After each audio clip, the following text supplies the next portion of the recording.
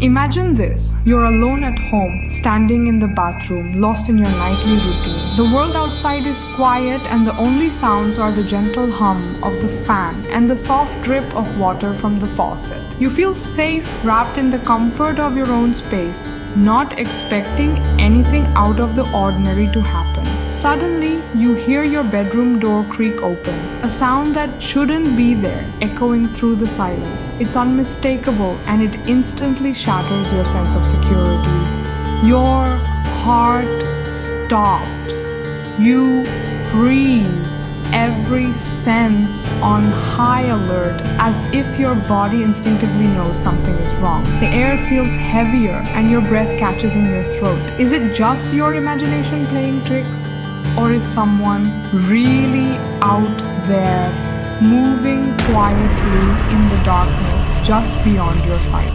The silence that follows is suffocating, every second stretching into eternity as you wait for another sound, any sign of what's happening outside. You strain to hear any movement, but there's nothing, just your own pounding heartbeat echoing in your ears, louder than ever before. You're trapped, separated from a possible intruder by only a thin, fragile door. Every creak and shadow becomes a threat. Do you make a sound or stay silent and hope they leave? Your mind races through every possible outcome, paralyzed by indecision. In that moment, you understand true fear, not of monsters from stories, but of the unknown threat lurking just beyond your reach, waiting in the darkness. For Anjali, this nightmare became terrifyingly real, shattering the sense of safety she once felt in her own home. Home alone, she stepped out of the shower, steam swirling around her, when she suddenly heard her bedroom door click open from across the hall. She froze instantly, heart pounding, realizing her parents weren't due back for hours. The silence in the house felt heavier than ever. A faint rustle from her room confirmed her worst fear. Someone was inside, moving quietly, as if trying not to be heard. Her phone was just out of reach on the counter, and the small bathroom window was locked tight, offering no escape route. She pressed her ear to the door, straining to hear, catching the sound of slow, deliberate footsteps approaching in the hallway. Every creak of the old wooden floor sent a fresh wave of terror through her, making her entire body tense up. She didn't dare move or even breathe too loudly, paralyzed by fear.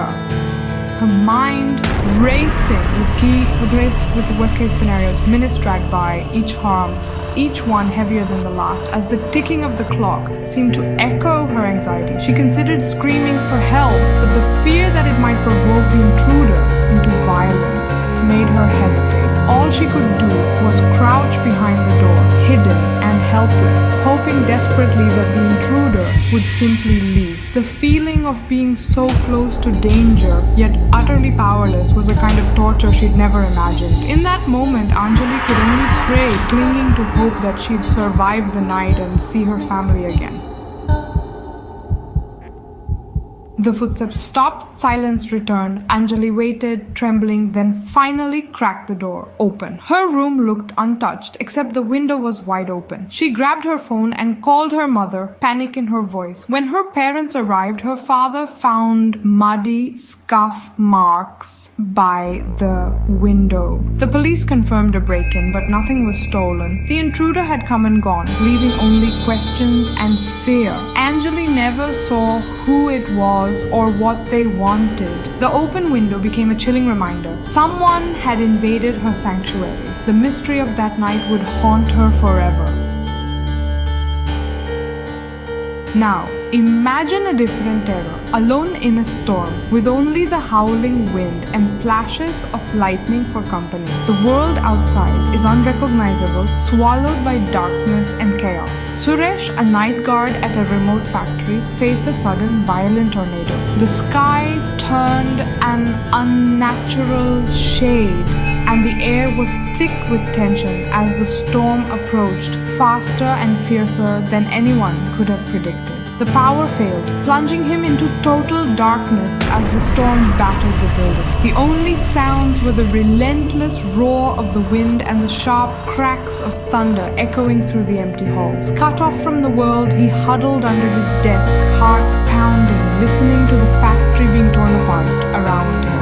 Every second felt like an eternity as debris crashed and the building shuddered. Every crash and howl of wind threatened to bring the roof down. The walls trembled and the windows rattled violently, as if the storm itself was trying to break in. He was utterly alone, powerless against nature's fury. The isolation was overwhelming, and the fear of what might happen next was almost as intense as the storm itself. The storm raged for hours, each minute a test of endurance and courage. Time seemed to slow, stretching the ordeal into a never-ending nightmare. When dawn finally broke, the factory was in ruins, but Suresh had survived. The first light revealed the devastation, but also the miracle of his survival. Rescuers found him shaken but alive, a lone survivor in a landscape of destruction. His ordeal was over, but the memory would linger forever. The memory of that night would never leave him, a haunting reminder of how small we are in the face of nature's wrath.